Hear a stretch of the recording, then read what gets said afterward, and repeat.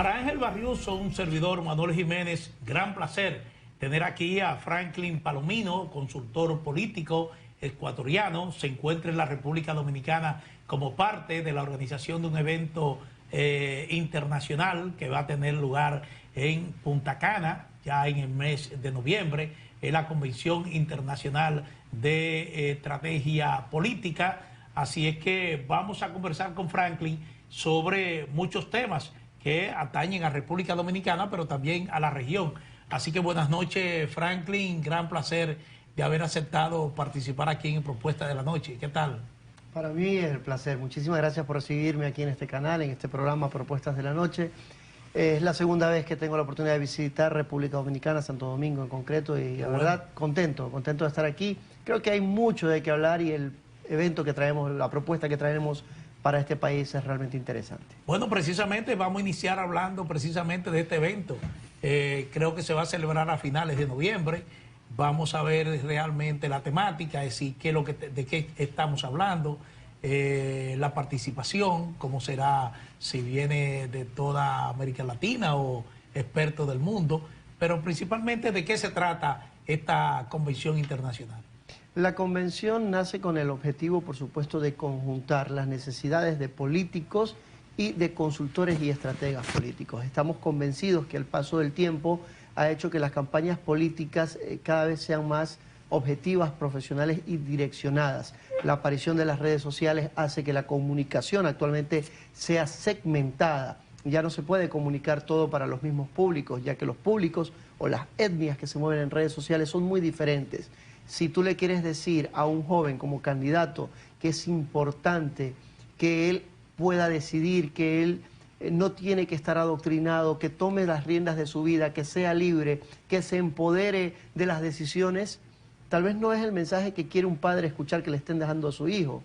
Este político me le está diciendo a mi hijo que tome aires, que sea libre cuando yo quiero que haga lo que yo aún considero que tiene que hacer. Entonces, cuando hay que segmentar este tipo de comunicaciones es donde aparece la estrategia de comunicación y donde aparecen los profesionales que manejan esto.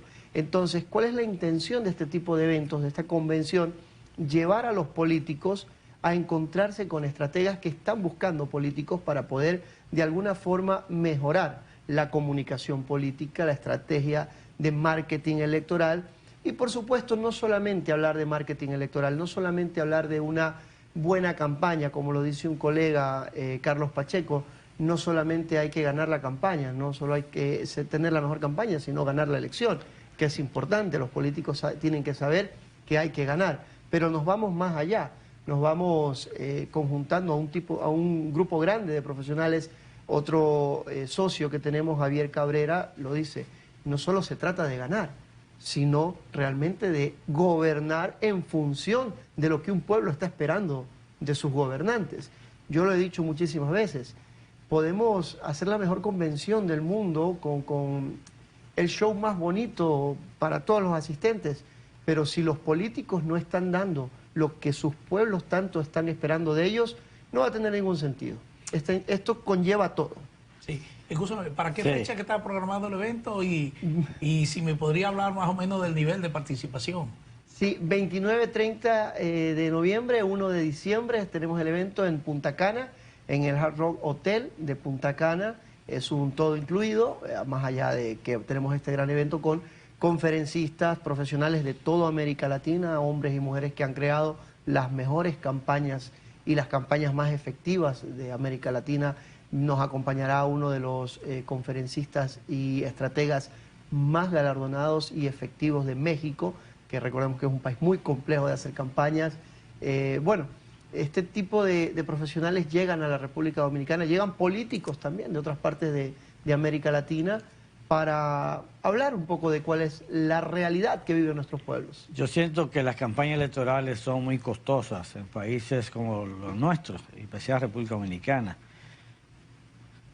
Y este costo, ¿cómo poder bajarlo ante nuevas formas posibles de hacer campaña respecto a otros instrumentos para llegar al ciudadano? Efectivamente, el folclore de nuestra América Latina, de nuestra gente, ha hecho que las campañas sean costosas. Lamentablemente en América Latina se vive un círculo vicioso donde el electorado vende el voto, donde votan por quien más te regala, y lo he dicho muchas veces, la mayoría de personas no vota por el candidato que quieren que gane, sino por el que creen que va a ganar. Por eso se llaman campañas de percepción, donde los candidatos mientras más ponen, mientras más le pagan a X plataforma, aparecen más veces en las redes y da la sensación de que es el que mayor aceptación tiene. Tal vez no es ni el que mayor aceptación tiene ni el que mejores propuestas da, simplemente es el que más plata tiene para invertir en la campaña. A nivel de neurocomunicación se conoce que todo el mundo quiere estar en el equipo ganador. Entonces quieren votar por el que creen que va a ganar, no por el que quieren que gane. Sí, ya no se compran ideas, es decir, ya por los candidatos, presumo yo, se les hace difícil conquistar, seducir, entusiasmar al votante a través de programas de gobierno. ¿O eso existe todavía, esa posibilidad?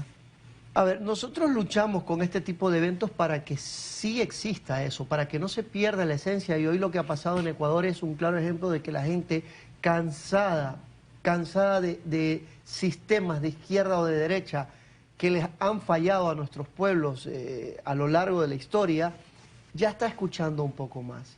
Las sociedades están dejando de oír para empezar a escuchar, y eso es bueno, ¿no? Y nosotros queremos con este tipo de eventos masificar eso, que ya no solamente sea una canción bonita, sino que tus propuestas sean realmente las necesarias para un pueblo que está pidiendo a gritos que sus políticos respondan de manera adecuada.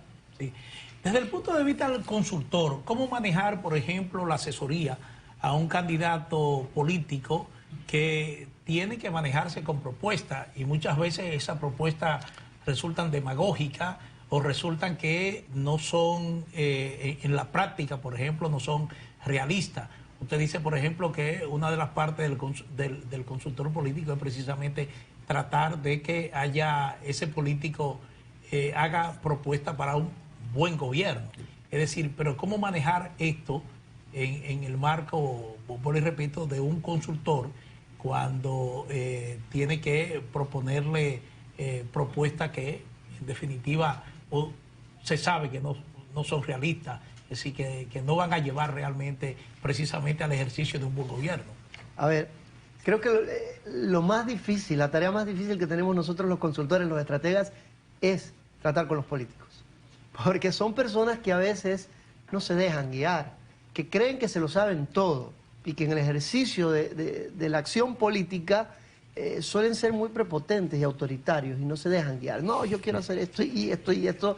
Y contratan consultores o asesores no para que les digan qué está bien hacer o qué está mal, sino para que les digan que está bien lo que ellos quieren hacer.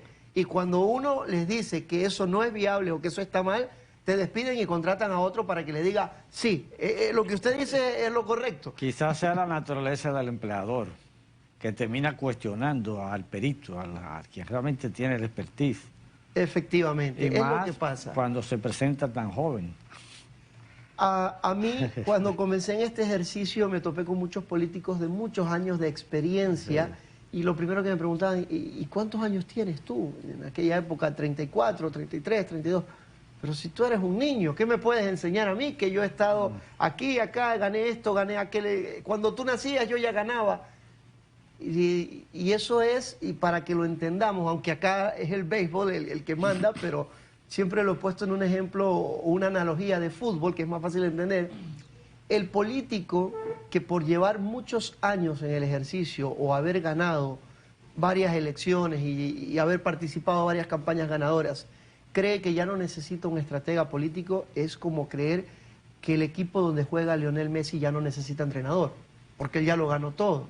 Y eso no funciona así, porque no es lo mismo lo que tú vas a ver dentro de la cancha que lo que estás viendo fuera.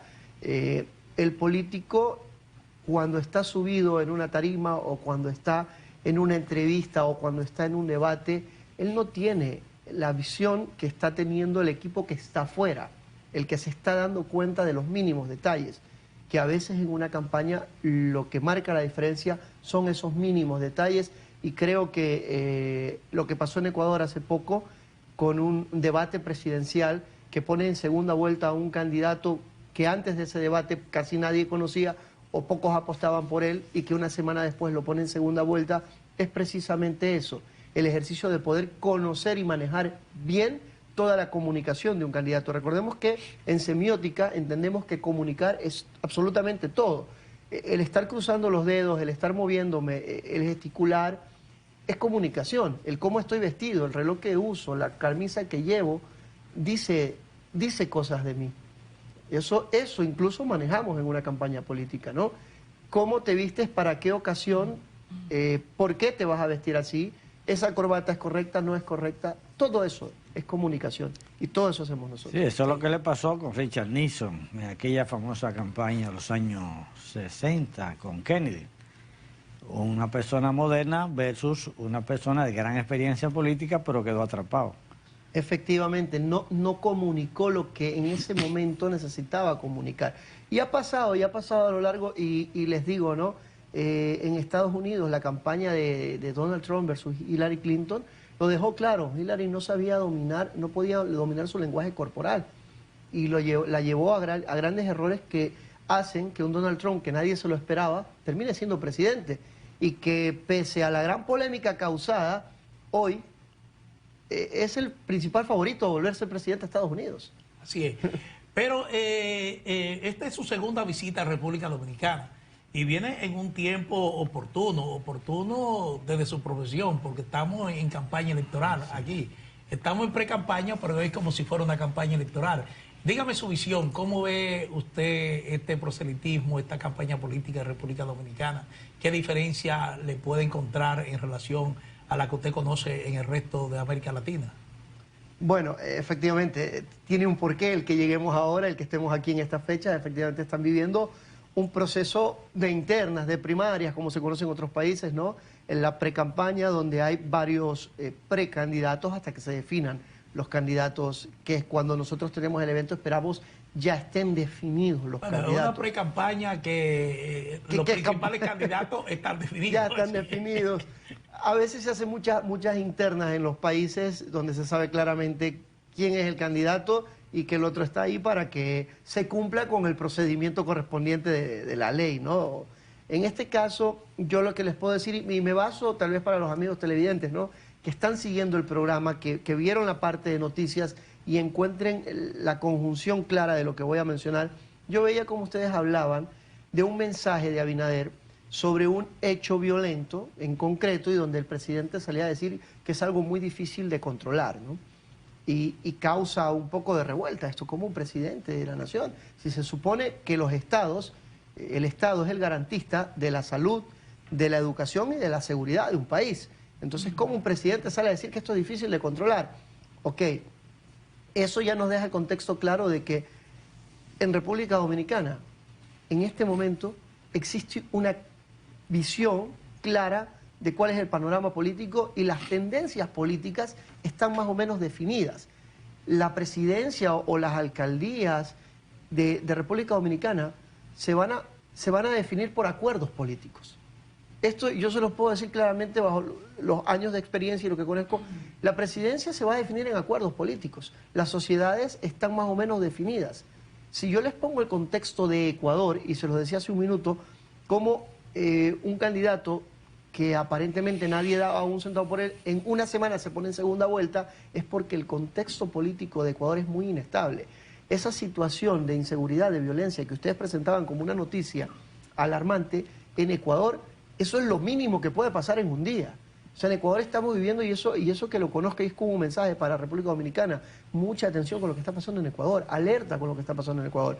Es espeluznante, hay personas decapitadas a diario, hay sicariatos a diario, están muriendo personas por centenares, semana a semana en Ecuador. Los negocios, los establecimientos comerciales están cerrando porque la delincuencia organizada les está pidiendo lo que allá conocemos como vacuna, que es un pago mensual a las organizaciones delictivas para no atracarte o secuestrarte a tu pariente o a tu familia o matarte. Y ya hay muertos porque no pagan esto, porque a veces los negocios no les dan para pagar esas sumas estratosféricas que piden de dinero. Y hay gente que está cerrando sus negocios y migrando y pasando por Centroamérica a pie, en autobuses y quedándose semanas en México hasta poder entrar a Estados Unidos porque volvió eso del sueño americano que se quedará entre comillas, algunos dicen que es una pesadilla más que un sueño, pero esa situación hace que en Ecuador, cuando hay este tipo de contextos políticos, donde hay mucha inestabilidad,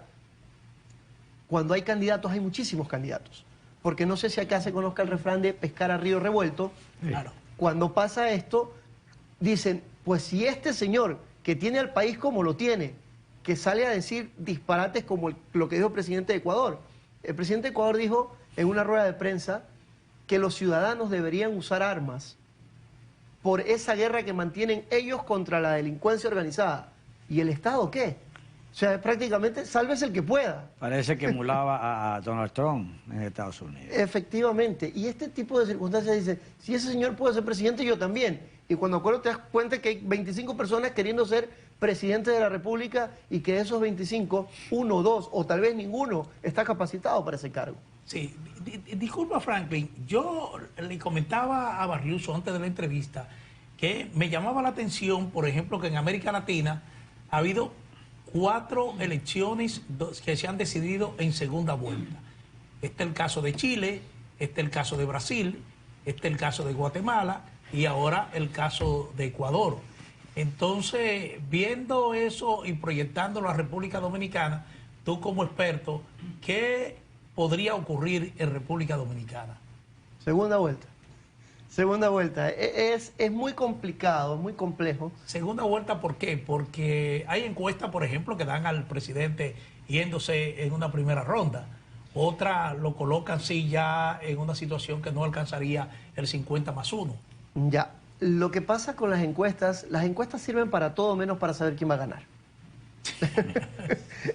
es como funciona. Es el tema de las encuestas. Las encuestas realmente están hechas para otro tipo de data, para otro tipo de análisis. Si bien es cierto, te puede mostrar cuál es la fotografía del momento de lo que va a pasar.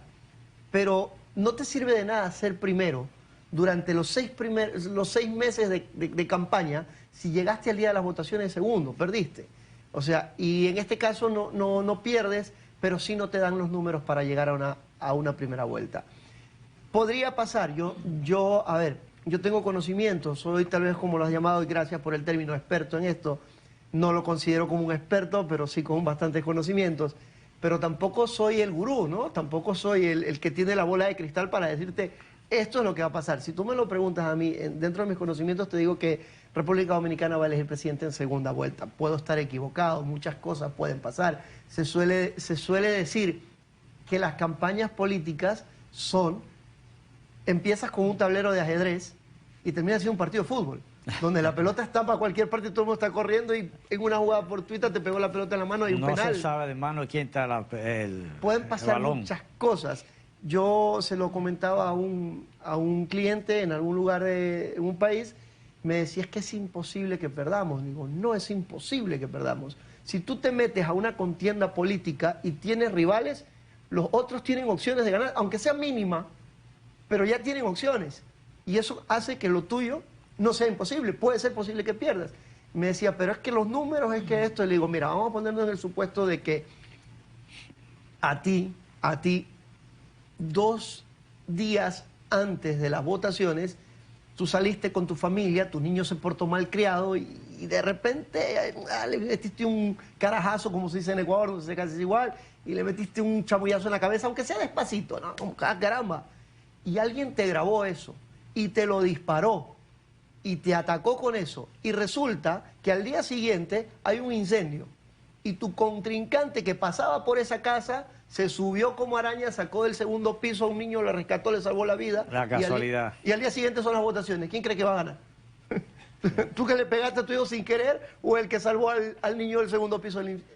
Hay una posibilidad. Por pequeña que sea, siempre hay una posibilidad. Y eso es la política. Conforme a tu experiencia en América del Sur, desde aquí, han ganado distintos presidentes, principalmente de izquierda, y de pronto hacen crisis. Yo tengo la percepción de que ha habido una gran conspiración contra los procesos de sanidad de nuestras democracias, a los fines de mantener, tú dijiste, el río revuelto, y te tomo prestado aquello. Porque en río revuelto hay otras situaciones y me parece que se ha tratado de mantener a América Latina en sus aguas revueltas. ¿Comparte esta idea? ¿Estoy equivocado? ¿O por dónde anda tu percepción respecto de tu zona, de tu región? A ver, Más allá de Ecuador. no, claro, es que es Por un ejemplo, tema regional. Exactamente, te pongo un caso más fácil, el tema de Chile. Para mí fue un presidente extraordinario y lo es y tiene todo el potencial, pero ha habido un gran movimiento en su contra, independientemente de cualquier falta de destreza en cuanto a la convocatoria a reformas que ha habido en Chile.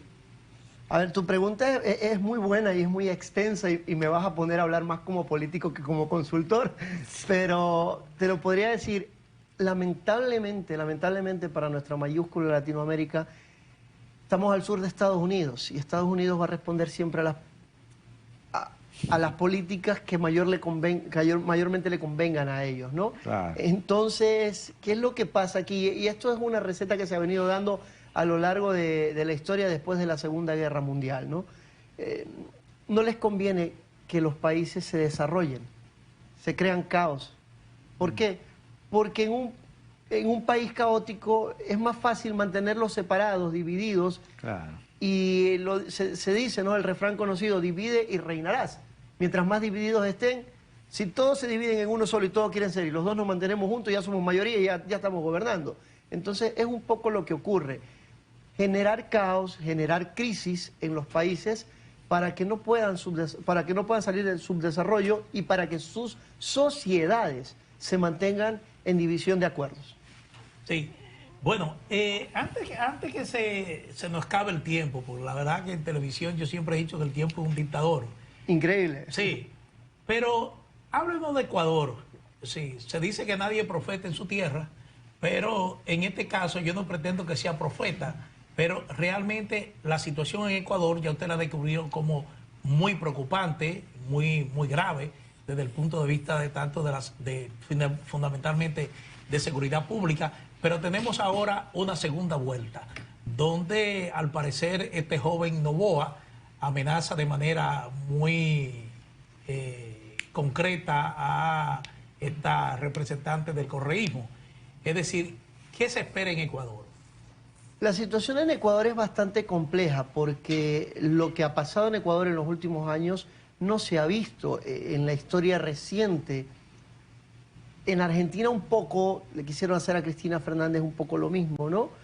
Pero yo les puedo decir, y hablábamos antes de empezar el programa, cómo la prensa puede influenciar en la psiquis de un ser humano para dominar la percepción de una sociedad. Es terrible.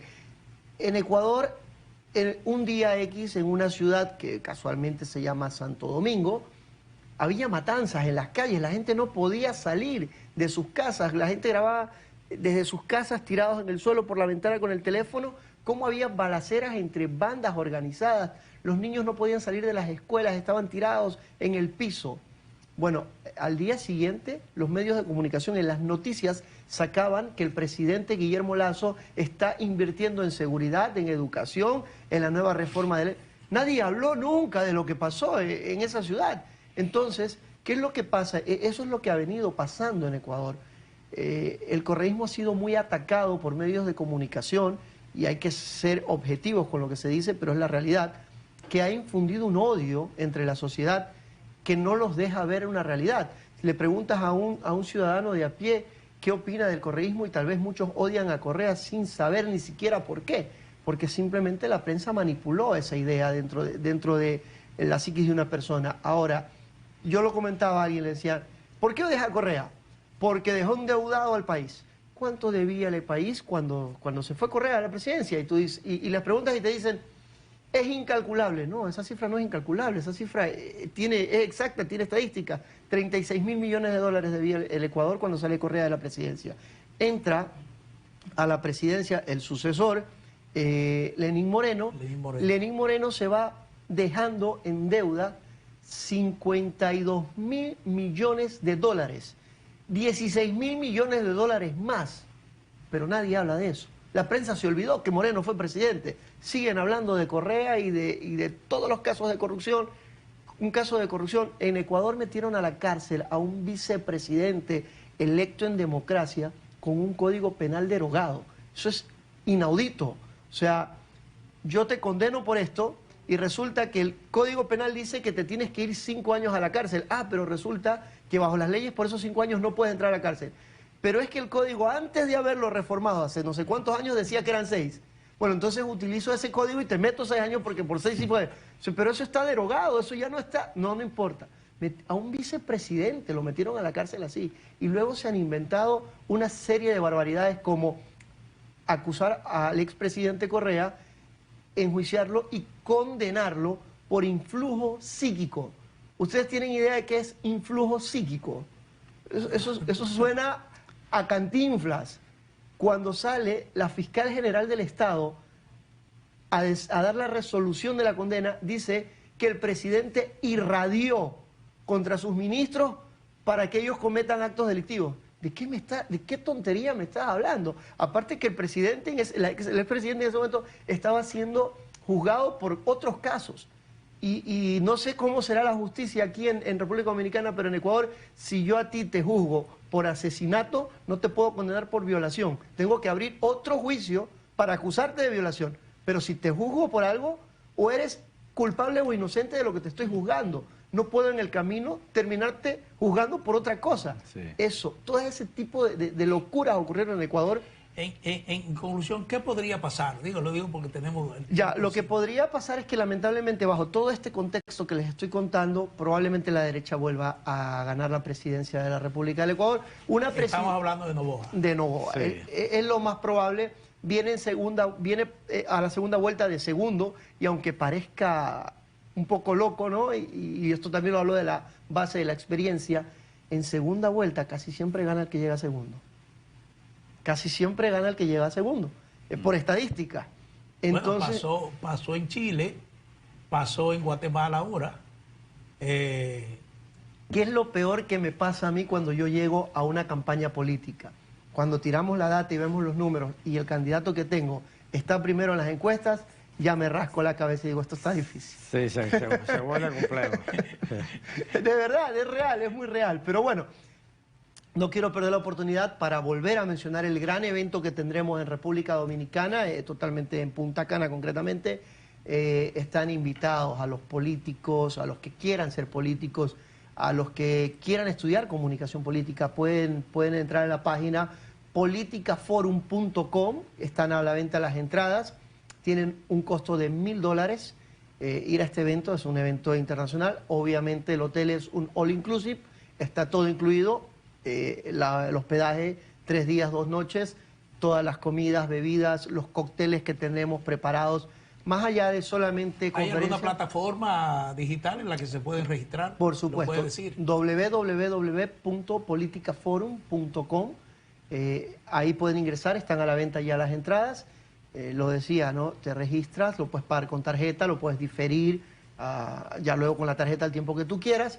Realmente es un evento que vale la pena, es un evento que congrega a políticos y expertos de toda América Latina, y no sé qué buena o mala impresión se puedan haber llevado de lo que yo les acabo de mencionar o de lo que acaban de escuchar de mí, pero imagínense ahí 2 días hablando de política y de comunicación y de estrategia.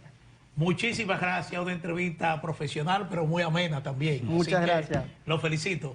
Así que Franklin Palomino, este consultor político ecuatoriano, es la segunda vez que se encuentra en República Dominicana y espero que el país le siga gustando para que vuelva.